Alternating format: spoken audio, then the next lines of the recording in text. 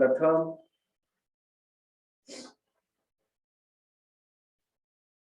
तूने भेजा नहीं पीडीएफ अभी तक, मेरे को आया नहीं है मेरे पास सिर्फ पीडीएफ। सर सेंडिंग आ रहा है, वो जा ही नहीं रही। क्यों, क्या हो गया? वो मेरे पास आना नहीं चाह रहा। नहीं सर, अभी रीसेंड करता मुझे पीडीएफ चाहिए तेरा। हाँ, और पिटाई खाएगा तू आजकल ना, वो भेजता नहीं तो वो कितनी बार समझाया, भेजा कर। हाँ जी, चलो गाइस ध्यान दो, चलो क्वेश्चन नंबर 25। क्वेश्चन 24 में तो कुछ और इंपॉर्टेंट पॉइंट नहीं है, एक ही इंपॉर्टेंट पॉइंट और है। बैंक के साथ लिखा है डेबिट बैलेंस, अगर क्रेडिट बैलेंस लिखा होता उससे क्या फर्क पड़ता? हाँ जी, प्रथम, अगर बैंक के साथ डेबिट बैलेंस लिखा है, अगर क्रेडिट बैलेंस लिखा होता तो क्या फर्क पड़ता? लाइबिलिटी हो जाती। हाँ, क्लियर है। तो अगर बैंक के साथ लिखा होता क्रेडिट बैलेंस तो क्या हो जाता? लाइबिलिटी हो जाती। अभी डेबिट बैलेंस लिखा है तो एसेट है। ठीक है, चलो भाई 25th क्वेश्चन बताओ जल्दी से।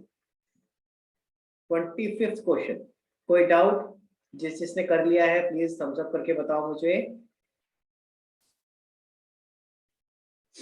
अगेन जीएसटी दे रखा है, उसको आपस में सेट ऑफ करना है, इसके अंदर आईजीएसटी भी है, तो इनपुट को आउटपुट के साथ एडजस्ट करो। देखिए जरा करके इसको भी, वही कर लो, ऊपर ही कहाँ गया, ये रहा, यहीं पे कर रहे जरा एक बार क्या बचता है।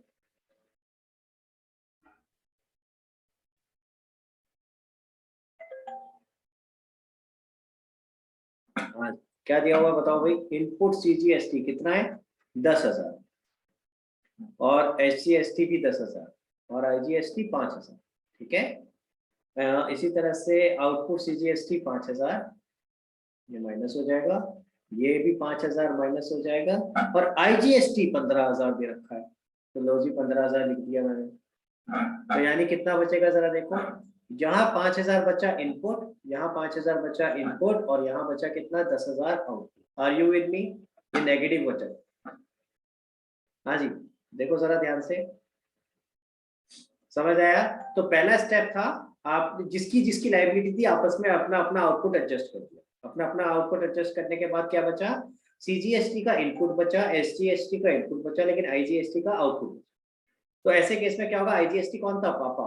पापा की हेल्प तो हर कोई करने को तैयार है, दोनों बच्चे करने को तैयार है कि नहीं है? याद करो, कहानी सुनाई थी, दोनों भाइयों में आपस में लड़ाई है, तो अगर एक दूसरे की हेल्प करनी हो तो नहीं करेंगे, लेकिन पापा की करने के लिए दोनों तैयार है। ऐसे केस में जो 10,000 की लाइबिलिटी है ये दोनों के साथ एडजस्ट हो जाएगी।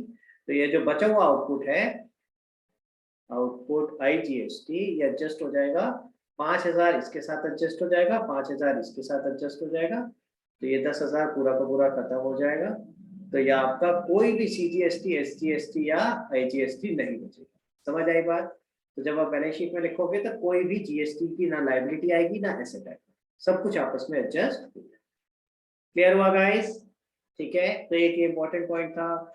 दूसरा, और देखिए जरा, एक अच्छी बात थी कि भाई बहुत दिनों के बाद हमारे पास एक प्रॉपर फॉर्मेट में ट्रायल बैलेंस आया। ठीक है, तो अब तो आसान बात हो गई, आपके पास ट्रायल बैलेंस प्रॉपर फॉर्मेट में आया तो इजी हो जाता है थोड़ा सा। बाकी चीजें तो आई थिंक क्लियर है। इसके अंदर एक और चीज आती है जो मैं आपको लिख के दिखाता हूँ, यहाँ ऐसे नहीं है, अदरवाइज आप बताना कि वो चीज कौन सी कहाँ जाएगी। मान लो आपको ट्रायल बैलेंस दिया हुआ है, ठीक है, ट्रायल बैलेंस का फॉर्मेट क्या है? डेबिट क्रेडिट, दो कॉलम आते हैं। ठीक है, अब क्वेश्चन ध्यान से सुनना, क्वेश्चन कैसे देगा? क्वेश्चन लिखेगा परचेजेस एंड सेल्स, 1,00,000, 2,00,000। समझ आई मेरी बात? तो बताओ कौन सा परचेज है, कौन सा सेल है? हाँ निशा। वो जो डेबिट में दिया होगा वो परचेजेस, और जो क्रेडिट में दिया होगा वो सेल्स। अच्छा, ये कैसे पता चला? क्योंकि परचेजेस का डेबिट बैलेंस होता है और सेल्स का हाँ, क्रेडिट बैलेंस।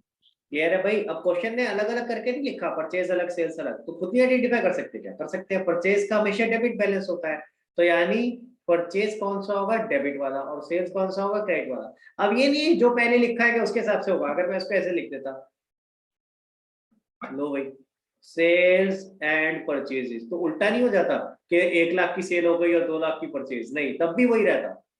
समझ आ रही है मेरी बात? क्लियर हुआ? और अगर इसी तरह से आपको साथ में बोला जाए purchase return and cell return, मान लेते हैं 10,000 है और ये 5,000 है, ठीक है, तो कौन सी परचेज रिटर्न और कौन सी सेल रिटर्न? अगेन वही सेम रूल। हाँ जी बताओ भाई परीक्षा, कौन सा होगा परचेज रिटर्न, कौन सा सेल रिटर्न? परचेज रिटर्न का होगा क्रेडिट वाला मतलब 5,000 हाँ एंड सेल रिटर्न का होगा डेबिट वाला 10,000। ठीक है, परचेज रिटर्न का क्रेडिट बैलेंस होता है, सेल रिटर्न का डेबिट बैलेंस होता है। ये चीजें आपको अब अगर देखो आपने ढंग से करा हुआ है ना शुरू से, तो अब ये प्रॉब्लम नहीं क्रिएट करेगी, वरना इस स्टेप पे जाके अटक जाओगे। अगर आपने शुरू में ढंग से नहीं किया, नहीं समझा है ढंग से चीजें, तो फिर फंस जाओगे यार, ये कैसे सर, ये कैसे बता रहे हैं। क्योंकि हमने जर्नल के टाइम पे डिस्कस किया था कि परचेज का हमेशा डेबिट बैलेंस, सेल्स का हमेशा क्रेडिट बैलेंस, और रिटर्न का उल्टा होता है। अगर परचेज का डेबिट है तो परचेज रिटर्न का क्रेडिट बैलेंस होता है, ठीक है। इसी तरह से और क्या आ सकता है, ये कॉमन इस तरह से लिखा आ सकता है, ठीक है, तो आपको अपने आप समझना है। डेटर का क्या होगा, डेबिट बैलेंस, क्रेडिटर का क्या होगा, क्रेडिट बैलेंस, ठीक है। तो इस तरह से एक साथ लिखा हुआ भी आ सकता है, जानबूझ करके आपको कंफ्यूज करने की, ठीक है बेटा, क्लियर हो गया? ओके, सो क्वेश्चन 25 में I don't see any other issue जो मुझे आपके साथ डिस्कस करना है। तो अब एक काम करते हैं, क्वेश्चंस तो मैंने आपके साथ डिस्कस कर दिए हैं, क्वेश्चन 16 to 25। अब जो शुरू के क्वेश्चंस हैं उनको कैसे करना है, उसके लिए क्या क्या कॉन्सेप्ट आपको और आना चाहिए वो डिस्कस, ठीक है। तो एक कॉन्सेप्ट तो आपका जो हमें डिस्कस करना है वो है एडजस्टेड परचेजेस। अगेन हालांकि मैं ये कॉन्सेप्ट पूरा डिटेल में डिस्कस करने वाला हूं जब आपका अगला चैप्टर आएगा, which is financial statement with adjustments, क्योंकि एडजस्टमेंट के अंदर ही हम अच्छे से डिस्कस करेंगे। बट अभी फिलहाल क्योंकि आपके एडजस्टेड परचेजेस इसमें दे रखी है, तो समझ लेते हैं उसका मतलब क्या है और उसको कैसे करना है। देखो भाई, अगर आपको क्वेश्चन दिया हुआ है, एक क्वेश्चन ले लेता हूं मैं, कोई सा एक क्वेश्चन ले लेते हैं जो हमने किया था 16th किया था, कौन सा किया था भाई, उसी को ले लेते हैं। लो 16th क्वेश्चन पे वापस आ जाते हैं, हम लोगों ने जो किया था। देखो क्वेश्चन नंबर 16 खोल लो अपने पास बुक में, सब लोग अपने पास क्वेश्चन नंबर 16 खोल लो बेटा बुक में। हमने ये क्वेश्चन नंबर 16 किया था और आपको अच्छे से याद होगा क्लोजिंग स्टॉक नीचे दे रखा था ट्रायल बैलेंस के बाहर। तो हमने क्लोजिंग स्टॉक की दो इफेक्ट लिए थे, एक क्लोजिंग स्टॉक यहाँ पे आया और दूसरा क्लोजिंग स्टॉक कहाँ आ गया बेटा, यहाँ। समझ आई मेरी बात? यानी एक तो आ गया आपका ट्रेडिंग अकाउंट में, दूसरा बैलेंस शीट की एसेट साइड, ये दो इफेक्ट लिए थे। अगर अगर मैं इसकी जर्नल एंट्री पास कर देता before preparing this trial balance बनाने से पहले, तो मैं जर्नल एंट्री क्या पास करता परीक्षा, सोच के बताओ जरा। क्लोजिंग स्टॉक की जर्नल एंट्री क्या थी? Closing stock account debit to purchase. Closing stock to purchases, एक और भी तो होती थी ना entry, closing stock to trading. हाँ, अब वो वाली एंट्री नहीं हो सकती। अगर मैं ट्रायल बैलेंस बना रहा हूँ तो ट्रेडिंग अकाउंट तो उसके बाद बनेगा ना नहीं। समझ में आ रही है मेरी बात? इसीलिए हमने वो दो एंट्री सीखी थी। नॉर्मली जब हम ट्रेडिंग अकाउंट बना रहे होते हैं तो डायरेक्टली इस एंट्री को कर देते हैं, क्या क्या लिखते हैं हम, closing stock to trading account, हम सीधा वही इफेक्ट ले लेते हैं, ठीक है। लेकिन अगर ट्रायल बैलेंस बनाने से पहले हमने ये एंट्री करी है तो इसका मतलब क्या एंट्री पास हो चुकी है, ध्यान से सुनो मेरी बात, क्या एंट्री पास हो चुकी है, क्लोजिंग स्टॉक टू ट्रेड। पहली चीज तो ये समझते हैं, sorry closing stock to purchase, sorry sorry sorry my bad. तो ये एंट्री पास हो चुकी है क्लोजिंग स्टॉक टू परचेजेस, यानी कि अगर मैं इसी क्वेश्चन में इस एंट्री को पास कर देता, ध्यान से सुनना, अगर इस क्वेश्चन में मैं इस एंट्री को ऑलरेडी पास कर चुका होता तो इसका इफेक्ट क्या आया होता, इसका इफेक्ट आया होता जब आप ट्रायल बैलेंस बना रहे होते तो आपको जो फिगर्स गिवन होती उसमें से परचेजेस कम फिगर पे होती। अभी परचेजेस किस फिगर पे है, कितना है भाई परचेजेस, जरा बताओ देख करके, 4 लाख रुपए, ये 4 लाख पे है, ठीक है। अगर आपकी एंट्री हो चुकी होती तो ये 4 लाख की जगह कितने पे होती परीक्षा, 2 लाख। और 2 लाख का साथ में क्लोजिंग स्टॉक होता। आई बात समझ में? क्लियर हो रहा है गाइस? पहले इस पॉइंट को समझो, ठीक है। क्या पॉइंट बोला मैंने कि अगर क्लोजिंग स्टॉक की जर्नल एंट्री ऑलरेडी हो चुकी होती बिफोर मेकिंग ट्रायल बैलेंस, तो हुई क्या होती, क्लोजिंग स्टॉक टू परचेसेस, और इसका इफेक्ट क्या होता, एक तो नया अकाउंट ट्रायल बैलेंस में आ जाता क्लोजिंग स्टॉक के नाम से, और परचेसेस 2 लाख से कम हो चुकी है। इफेक्ट देखो वही रहा ना, पहले परचेज 4 लाख से डेबिट हो रहा था आपका, डेबिट साइड 4 लाख थी, अभी भी तो 4 लाख की है डेबिट साइड, तो इफेक्ट तो वही का वही रहा। अब अगर इसका मतलब क्या है, अब हमने एंट्री कर दी है, ध्यान से सुनना, इसका मतलब क्या, हमने एंट्री कर दी है, अब ये कहाँ आ चुका है, ट्रायल बैलेंस में। और मैंने आपको सिखाया था जब आप ट्रायल बैलेंस से पोस्टिंग करते हो तो उसका सिर्फ एक इफेक्ट होता है कि नहीं है? जब आप ट्रायल बैलेंस से पोस्टिंग करते हो तो सिर्फ एक इफेक्ट होता है, और अगर एडजस्टमेंट से कर रहे होते हो तो उसके 2 इफेक्ट होते हैं। अब सवाल उठा कि क्लोजिंग स्टॉक को कौन सा वाला इफेक्ट दूं, तो कोई बता सकता है क्लोजिंग स्टॉक को कौन सा वाला इफेक्ट देना है, और विद रीजन कि क्यों देना है? अभी तक तो 2 इफेक्ट कर रहे थे, एक ट्रेडिंग अकाउंट में आता था, दूसरा बैलेंस शीट में, तो सोच के बताओ कौन सा इफेक्ट देना रह गया है अभी। हाँ परीक्षा, एक ही इफेक्ट आएगा क्योंकि दूसरा इफेक्ट काइंड ऑफ हमने परचेजेस में दे दिया, हाँ तो कौन सा देना रह गया है? बैलेंस शीट वाला। वेरी गुड, बैलेंस शीट वाला लॉजिक समझो गाइस। अब ऐसे केस में आपकी परचेजिंग 2 लाख पे आ रही है, ठीक है, तो होगा क्या, ये 2 लाख वाला इफेक्ट यहाँ से हट जाएगा, आपका परचेज ऑटोमेटिकली यहाँ 4 की जगह कितना आ चुका है, 2 लाख आ चुका है, ऑलरेडी रिड्यूस हो चुका है। तो आपका, मैं आपको करके दिखा रहा हूँ यहाँ पे, ध्यान से देखो, आपका यहाँ पे नेट परचेजेस कितना आ जाएगा, 195। लेट अस सी कि क्या हमारा अभी भी मैच कर रहा है कि नहीं। देखिए जरा ग्रॉस प्रॉफिट अभी भी 4,10,000 आ रहा है कि नहीं, दोबारा से टोटल करते हैं जरा, फिर से देख लो मैंने क्या किया है, मैं सब कुछ यहाँ से रब कर दिया, दोबारा से देखो मैंने क्या चेंज किया, क्लोजिंग स्टॉक को हटा दिया यहाँ से, परचेजेस कम कर दी 2 लाख से, ठीक है, तो मैं यहाँ पे क्लोजिंग स्टॉक का अलग से इफेक्ट नहीं ले रहा हूँ, ठीक है, समझ आई मेरी बात। तो अगर ट्रायल बैलेंस में क्लोजिंग स्टॉक आ रहा है, अभी तक तो नहीं आता था, लेकिन अगर आ रहा है तो इसका मतलब क्या है, परचेजेस ऑलरेडी उतने अमाउंट से कम हो रखी है। तो जरा चेक करें क्या क्या अभी भी हमारा ग्रॉस प्रॉफिट मैच करता है क्या, देखिए जरा, यहाँ आ रहा है 8,10,000, हाँ जी, 8,10,000 में से जरा माइनस करना है, कितना आएगा, 8,10,000 में से इस साइड का टोटल देखो कितना आया, 2 लाख, 3 लाख, 4 लाख, तो 4 लाख माइनस होगा तो अभी भी तो 4,10,000 आएगा। आपने अपनी कॉपी में चेक करो, आप लोगों ने क्वेश्चन किया होगा, इफेक्ट क्या हुआ, भैया दोनों साइड से 2-2 लाख कम हो गए ना, देखो है कि नहीं है। मैंने उधर से अगर क्लोजिंग स्टॉक हटाया, इधर से परचेजेस हटा दिया, तो एक ही बात हो गई कि नहीं होगी। इसीलिए इसकी 2 एंट्रीज हो सकती हैं, दोनों एंट्रीज में से कुछ भी आप कर सकते हो, क्लोजिंग स्टॉक टू परचेजेस भी कर सकते हो और क्लोजिंग स्टॉक टू ट्रेडिंग भी कर सकते हो, पर प्रेफरेबल क्या होती है, क्लोजिंग स्टॉक टू ट्रेडिंग, ताकि क्लोजिंग स्टॉक अलग से दिखाई दे, ठीक है। वो तो सिर्फ इसलिए समझने के लिए कि अगर ट्रायल बैलेंस के अंदर क्लोजिंग स्टॉक आ रहा है, अगर ट्रायल बैलेंस में आ रहा है तो इसका मतलब एंट्री क्या हुई होगी, closing stock to purchase. Sir closing stock to trading क्यों नहीं हो सकती, हो सकती है, अगर लेकिन आपने करी होगी तो कोई ट्रेडिंग अकाउंट के नाम से भी तो आ रहा होगा ना कुछ। अगर आपने ट्रेडिंग अकाउंट को लिख दिया closing stock to trading account, तो ऐसे केस में ट्रायल बैलेंस में ट्रेडिंग अकाउंट भी आना चाहिए, जो कि आपको कभी नहीं दिखाई देगा। तो इसका मतलब हमेशा एंट्री क्या पास हुई होगी, जब भी क्लोजिंग स्टॉक आपका ट्रायल में आ रहा है, क्लोजिंग स्टॉक टू परचेजेस। आई बात समझ में?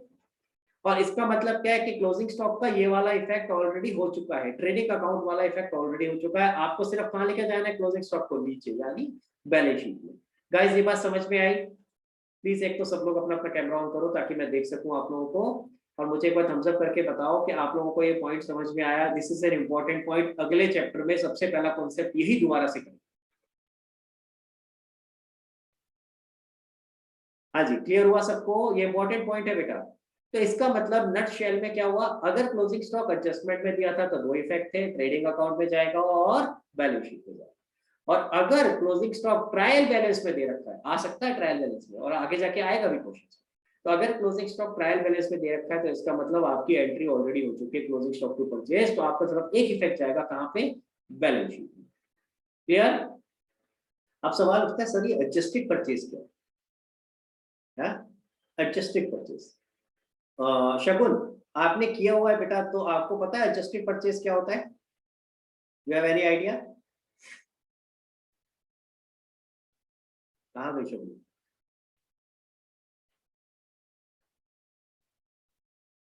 शगुन आर यू देयर? अरे है या नहीं बेटा? नहीं आता तो कोई बात नहीं, पर हो या नहीं हो ये तो बताओ, गायब होगी क्या शगुन? चलो मैं फिर किसी और से पूछता हूँ। स्निग्धा, हाँ बेटा। यस एडजस्टेड परचेसेस होता है, उसका एक फॉर्मूला होता है ओपनिंग स्टॉक प्लस परचेसेस लो मैं लिख माइनस लेता हूँ, क्लोजिंग पहले स्टॉक। पहले मैं आपका फॉर्मूला लिख लेता हूँ। क्या है? एडजस्टेड परचेज, बोलो बेटा। ओपनिंग स्टॉक हाँ, plus purchases plus purchases minus closing stock. और परचेज रिटर्न। नहीं सर वो नहीं आता, वो इसी परचेसेस में से ही अगर दिया होता है ट्रायल बैलेंस में तो माइनस कर देते हैं। तो इसको या तो हमें, मैं आपको बताता हूँ, या तो इसे हमें परचेज की जगह नेट परचेज बोलना चाहिए, ठीक है? और अगर हम परचेज लिख रहे हैं तो फिर इसका मतलब परचेज रिटर्न माइनस होगा, माइनस क्लोजिंग स्टॉक। तो जरा समझो, समझते हैं। देखो भैया, नॉर्मली क्या हो रहा होगा, ध्यान देना मेरी बात को। हालांकि अगेन सेम चीज आगे जाके आएगा, ये अगले चैप्टर में कॉन्सेप्ट, बट ठीक है मोटा मोटा बता देता हूँ आपको। डेबिट क्रेडिट ट्रायल बैलेंस में आपको ये सब अलग अलग दे रखा होता है।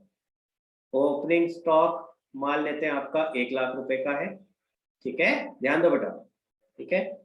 परचेज मान लेते हैं आपका 10 लाख रुपए का है, ठीक है? मैं हाइपोथेटिकल फिगर्स ले रहा हूँ। परचेज रिटर्न, अब ये क्रेडिट साइड में आ रहा होगा, मान लेते हैं ये आपका 50,000 रुपए का। और क्लोजिंग स्टॉक नॉर्मली नोट्स में आता है नीचे अलग से, तो क्लोजिंग स्टॉक में यहाँ फिलहाल लिख लेता हूँ, कितना लो, 70,000 रुपए ले लो, ठीक है? यही 4 आइटम लिखिए ऊपर। यहाँ तक क्लियर है गाइस सबको? नॉर्मली आपको ऐसे दिखाई देता है ना, नॉर्मली आपको इसी तरीके से दिखाई देता है बेटा। ट्रायल बैलेंस में ये सारी आइटम आ रही होती है और नीचे नोट्स में क्लोजिंग स्टॉक आता है। मैंने आपको बताया क्लोजिंग स्टॉक आपका ऊपर भी आ सकता है ट्रायल बैलेंस में, तो अगर ऊपर आएगा तो ऐसे केस में ये यहाँ से हट जाएगा 70,000, ठीक है? ये 70,000 से परचेजेस कम हो जाएंगी, तो यानी ये कितना बचेगा परचेजेस? 9,30,000, और यहाँ पे क्लोजिंग स्टॉक आ जाएगा 70,000। Guys are you with me? समझ आ रहा है सबको? क्लियर है? इंपॉर्टेंट चीज है बेटा, ध्यान दो इसमें, ठीक है? ये वाला पॉइंट तो मैं समझा चुका था आपको ऑलरेडी, तो यानी आपका ये वाला इफेक्ट तो ऑलरेडी हो चुका है, पर सॉरी परचेजेस में से क्लोजिंग स्टॉक ऑलरेडी माइनस हो गया। देखो आ रही है बात समझ में? क्लियर? अब अगर मैं ये दो इफेक्ट और ले लूं, भाई वैसे तो नॉर्मली ओपनिंग स्टॉक अलग से दिखाते हैं और परचेज रिटर्न अलग दे रखी होती है ट्रायल बैलेंस में, है ना? लेकिन अगर मैं परचेज में इसको एडजस्ट कर दूं, हमने अभी एंट्री क्या पास करी थी? क्लोजिंग स्टॉक टू परचेज, ये करी थी बेटा 70,000 से इसके लिए। अब अगर मैं ओपनिंग स्टॉक को भी इसी में एडजस्ट कर रहा हूं, तो एक तरह से मैं पता है क्या एंट्री पास कर रहा हूं? मैं एंट्री पास कर रहा हूं परचेज टू ओपनिंग स्टॉक, यानी मैं ओपनिंग स्टॉक को अलग से ना दिखा करके उसको परचेजेस में ही ट्रांसफर कर रहा हूँ। एंड सिमिलरली जो परचेज रिटर्न है उसको भी मैं यहाँ ट्रांसफर कर रहा हूँ, तो परचेज रिटर्न क्रेडिट था डेबिट हो जाएगा, परचेज रिटर्न टू परचेजेस, यानी दोनों चीजें मैं अल्टीमेटली क्या कर रहा हूँ? परचेजेस में ट्रांसफर कर रहा हूँ। समझ आ रहा है मेरी बात? क्लियर हुआ गाइस? हाँ जी। तो ऐसे केस में अगर मैंने ये एंट्रीज पास कर दी तो क्या होगा बेटा? पहली एंट्री देखते हैं, परचेजेस टू ओपनिंग स्टॉक, तो परचेज डेबिट हो रही है, परचेज बढ़ जाएगी, ओपनिंग स्टॉक खत्म हो जाएगा यहाँ से, ठीक है? और परचेज कितनी हो जाएगी? 10,30,000। आई बात समझ में? क्लियर हो रहा है? और इसी तरीके से अगर परचेज रिटर्न की भी एंट्री करेंगे तो परचेज कम हो जाएगा उतने से, यानी कितना आ जाएगा? 9 लाख, कितना 50 था ना, 9,80,000। Are you with me? समझ आया? क्लियर?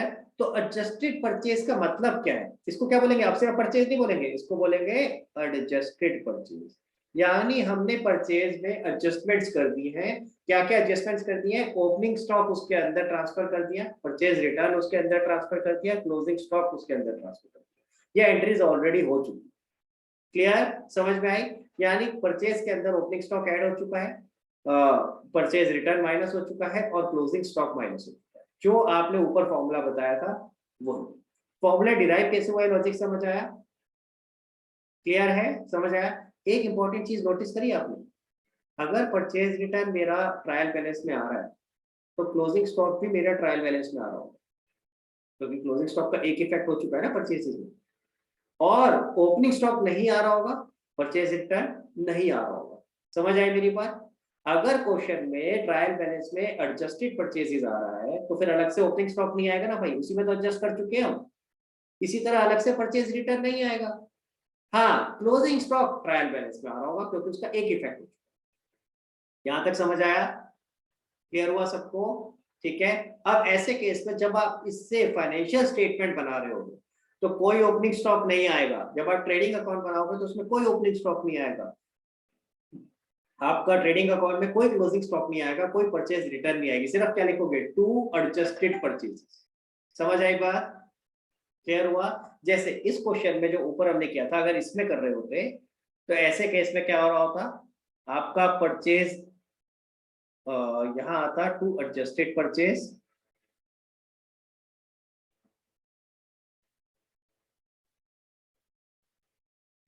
परचेज रिटर्न माइनस करके 195 आया था। इसके अंदर ओपनिंग स्टॉक को हम ऐड कर देते हैं, ये ओपनिंग स्टॉक हट जाता है यहाँ से, तो ये कितना आ जाता है 295, और क्लोजिंग स्टॉक में अभी अभी एडजस्ट कर ही चुका हूँ इसके अंदर ऑलरेडी, तो ये आपका यहाँ पे 295 नेट वैल्यू आ जाती after adjustment of opening stock, purchases return and closing stock. आई बात समझ में? क्लियर हुआ? तो अगर एडजस्टेड परचेज दे रखा है क्वेश्चन में तो इसका सिंपल मतलब है, लिख लो adjusted purchase. If adjusted purchase is given in the question, if adjusted purchase is given in the question, लिखो भाई सब लोग लिखो please. If adjusted purchase is given in the question, it means, if adjusted purchase is given in the question, it means opening stock, purchase return and closing stock, opening stock, purchase return and closing stock are already adjusted in the purchases, are already adjusted in the purchases। फिर से बोल रहा हूँ, if adjusted purchase is given in the trial balance, it means opening stock, purchase return and closing stock are already adjusted in the purchases। ठीक है, यहाँ तक हो गया? It means opening stock, purchase return and closing stock are already adjusted in the purchases. Hence, these would in such a case, these would not appear in the trading account। These के साथ में लिखना चाहता हूं तो लिख लो, hence opening stock, purchase return and closing stock would not appear in the trading account separately, would not appear in the trading account separately। ठीक है, क्लियर हो गया? समझ आ गई बात? अच्छा, दूसरी इंपॉर्टेंट बात क्या थी इसमें, लिखो साथ में अगला पॉइंट लिखो, if adjusted purchase is given in the trial balance, then if adjusted purchase is given in the trial balance, then opening stock and purchase return would not appear in the trial balance, then opening stock and purchase return would not appear in the trial balance and closing stock would appear in the trial balance।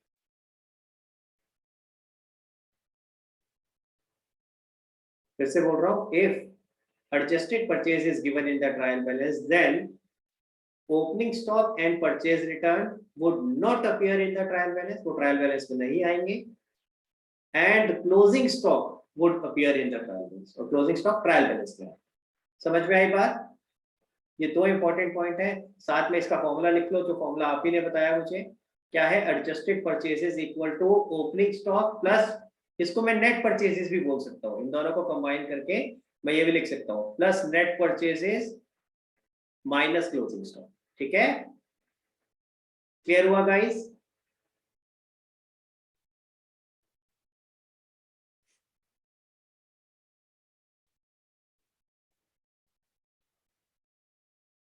Okay, अब जरा वापस आते हैं। तो यानी अगर मैंने adjusted purchases लिखा हुआ है तो सिर्फ अगर देखोगे डेबिट साइड में क्या रह गया मेरे पास, डेबिट साइड में ये डायरेक्ट एक्सपेंसेस रह गए, परचेज रिटर्न भी हट गया, ओपनिंग स्टॉक भी हट गया और क्रेडिट साइड से आपका क्लोजिंग स्टॉक भी हट गया।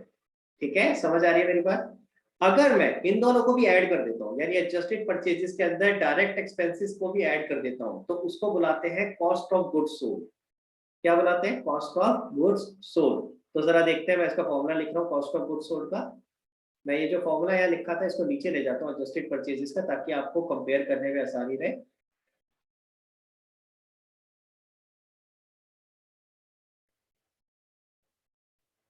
Just a second.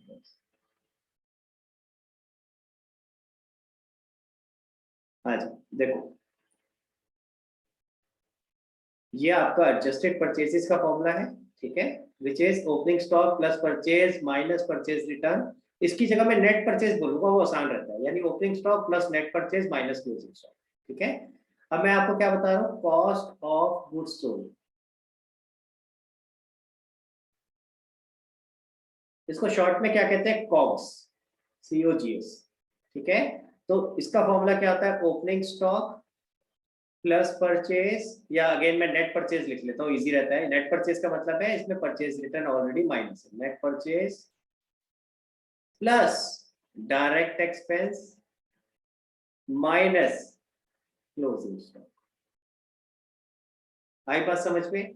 तो यहाँ एक्स्ट्रा क्या आ गया? Direct expense. इसका मतलब क्या है कि जितने भी डायरेक्ट एक्सपेंस थे वो भी सारे कहाँ ट्रांसफर हो गए?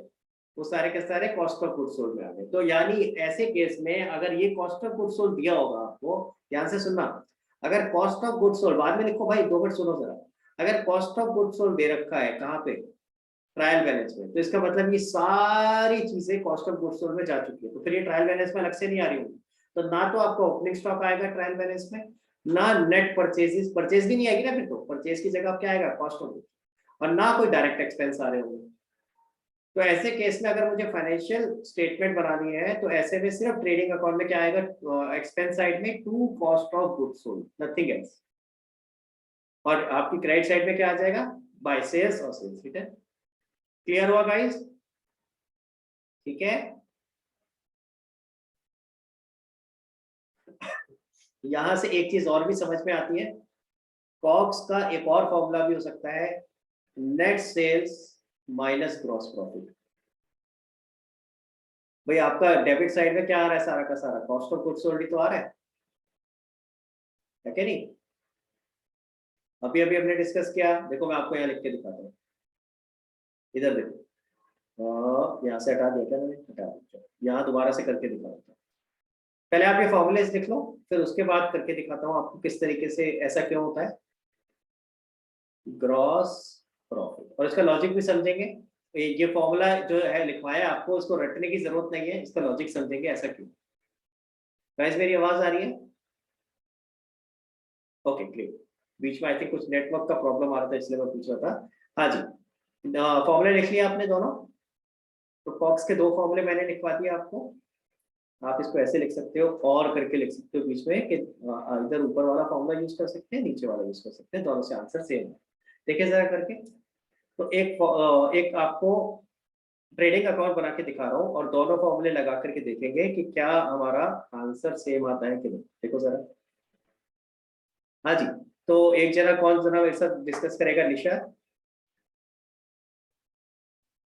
Yes sir. हाँ बेटा, तो ट्रेडिंग में सबसे पहले क्या आता है? Opening stock to purchase minus return. ठीक है, ओपनिंग स्टॉक मान लेते हैं 1 लाख है, मान लेते हैं 10 लाख है, और इसको 50,000 मान लेते हैं, तो कितना आ जाएगा बेटा? 9,50,000 बाय सेल्स मान लेते हैं 12 लाख, और रिटर्न मान लेते हैं 50,000, तो यहाँ कितना आ जाएगा? 11,50,000। ठीक है, और इसके अलावा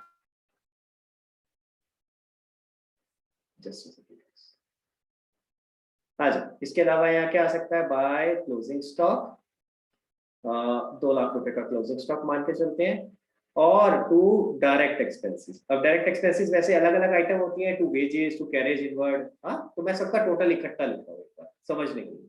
तो टू डायरेक्ट एक्सपेंसेस मान लेते हैं, कितना लूँ, 70,000 ले लूँ।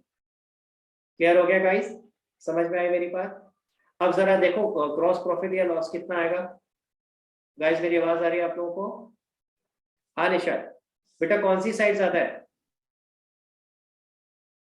सर आपकी स्क्रीन लैग हो रही है, उसमें माउंट नहीं दिख रहा हाँ, है। अभी चेक कर, आई थिंक नेटवर्क का प्रॉब्लम है। देख कौन सी वाली साइड अभी अभी आया स्क्रीन पे? इस तरह आ जाओ सर, इसमें क्रेडिट साइड ज्यादा है। क्रेडिट साइड ज्यादा है, तो अगर मैं क्रेडिट साइड का टोटल करता हूं तो कितना आएगा बेटा? 13,50,000। 13,50,000, ठीक है। और ग्रॉस प्रॉफिट कितना आएगा जरा बताओ?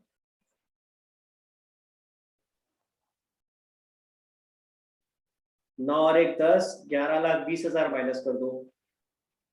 1,30,000। 1 लाख, 2 लाख? एक सेकंड सर, यहाँ पे ओपनिंग स्टॉक 1 लाख है, तो उसका टोटल, एक सेकंड कर ले ना, करके देख ले।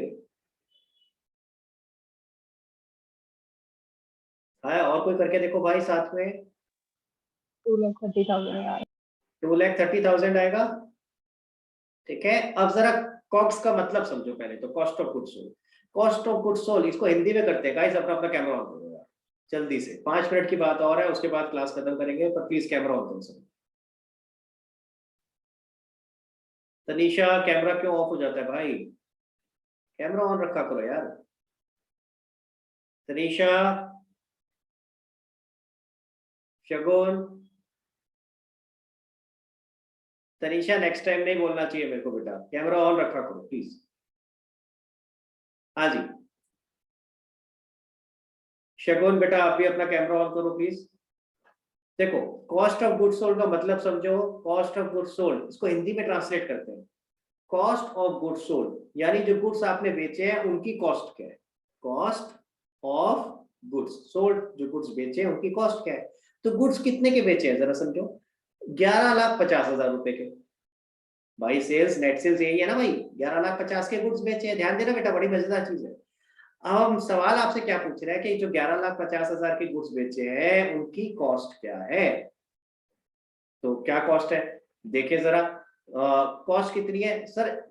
1 लाख के थे मेरे पास, तो क्या 1 लाख के गुड्स आपने बेचे? नहीं, कुछ खरीदे भी तो है। 9,50,000 के, तो कितने के गुड्स हो गए हमारे पास?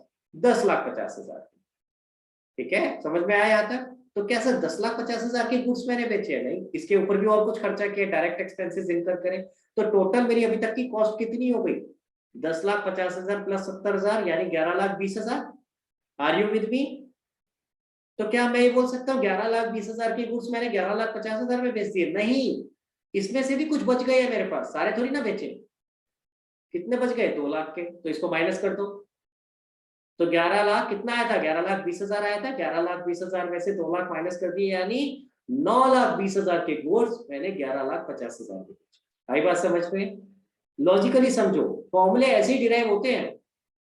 फॉर्मूले रटने नहीं होते हैं, फॉर्मूले समझने होते हैं, ठीक है। तो फॉर्मूला समझो क्या हुआ, कैसे बनाइए? Opening stock plus net purchase plus direct expense minus closing stock.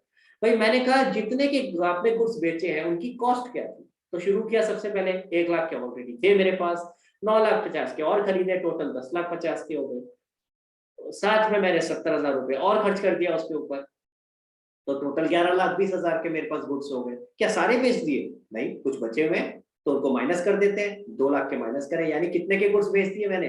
9,20,000। समझ आई मेरी बात? तो 9,20,000 क्या हुआ आपका? Cost of goods sold.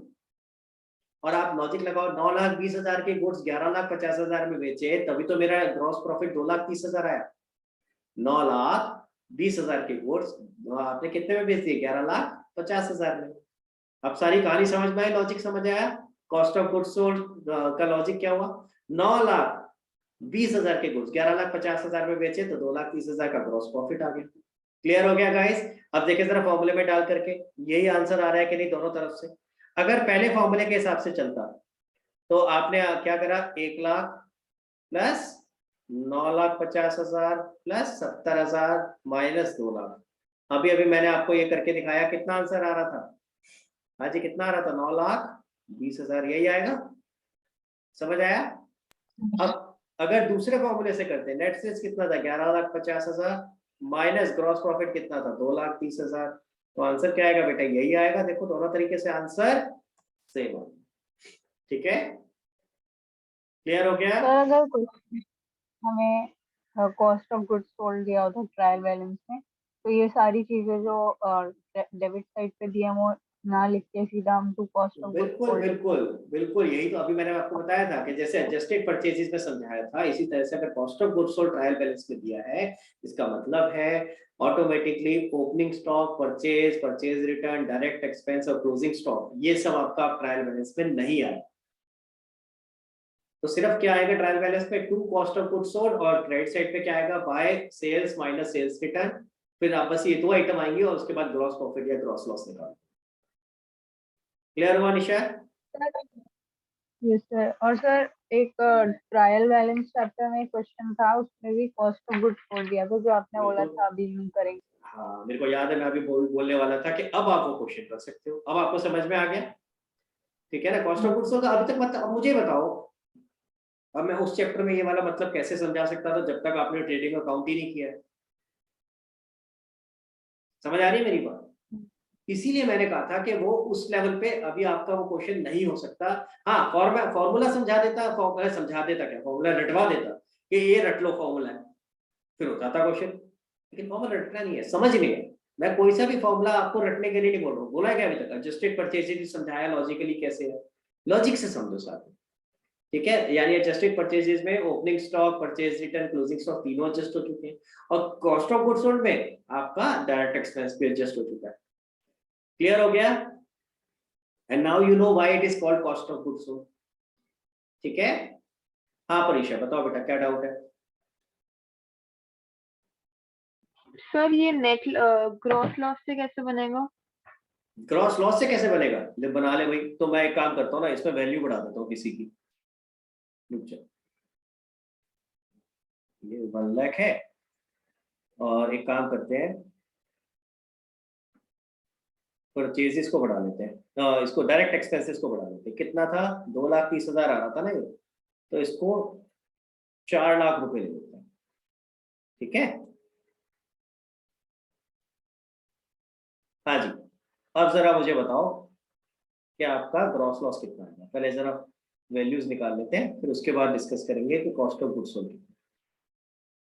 हाँ जी बताओ, अब कौन सी साइड ज्यादा है परीक्षा? Debit side. बोलो टोटल कितना आया? 14,50,000। ठीक है, 14,50,000। तो 14,50,000 में से 13,50,000 माइनस हुआ, तो 1 लाख का ग्रॉस लॉस आ गया। क्लियर हुआ? अगर हम ऊपर वाले फॉर्मूले के हिसाब से चलें तो जरा बताओ क्या आंसर आएगा? Opening stock 1 lakh, net purchases 9,50,000, direct expense 4 lakh, और सॉरी माइनस क्लोजिंग स्टॉक कितना आएगा? 2 लाख। जरा बताओ कितना आया बेटा?